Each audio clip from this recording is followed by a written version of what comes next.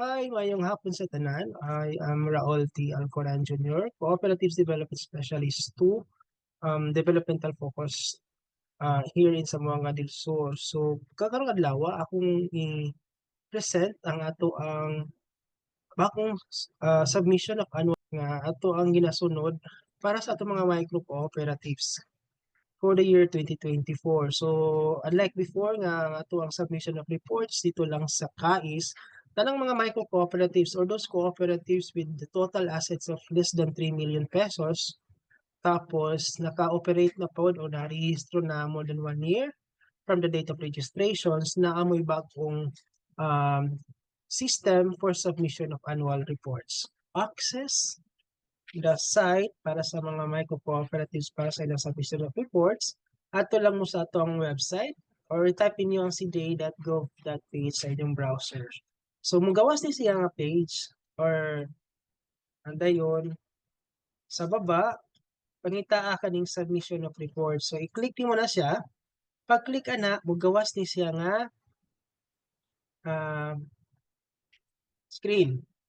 So, duha ka reports diri no kaning isa sa right side para ni sa portal para sa small, medium and large cooperatives or kauban katong mga newly registered cooperatives until 2024.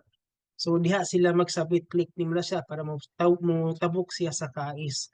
Pero kamong mga micro cooperatives ari mo sa left side submit reports here. By the way, diri sa ubos pod na pod diri ang ato ang link para sa submission sa inyo ang ATIR or Annual Tax Incentive Report o Annual Tax Benefits Report kung kamo ay naay Certificate of Tax Exemptions. Okay, so click na to ning submit reports here.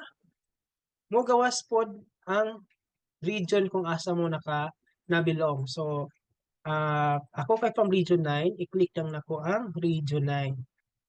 So, diha sa Region 9, no, klaro ha, simplified reports forms, Region 9, double check, kaya baka niya ang inyong reports, masabit sa laing kuan,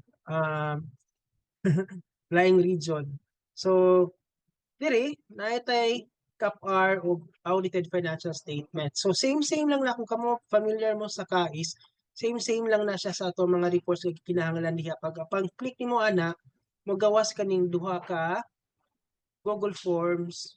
So forms na itong gamiton din na pa sa itong but still including lang gyapon na siya no annual progress reports o ang financial statement. Dayon naapot tay other required reports na kinahanglan ko siyang i-download kay naaman po diha ang i-click niyo ning other required reports mugawas ni siya no kaning ato ang governance performance audit reports, ang atuang steps, napod diha ang social audit report, ang atong list of officers and trainings undertaken or completed, and mediation, conciliation, conducted reports. So, dili na to siya ma-encodean, kung dili, kinahanglan na to siyang i-download. So, saan to pag-download? Click ka sa file, dili sa babaw, na file, mugawas ni siya, na i-download, click mo ang Microsoft Excel. So once ma-download, ato ka sa download sa inyo ang browser, open mo na siya.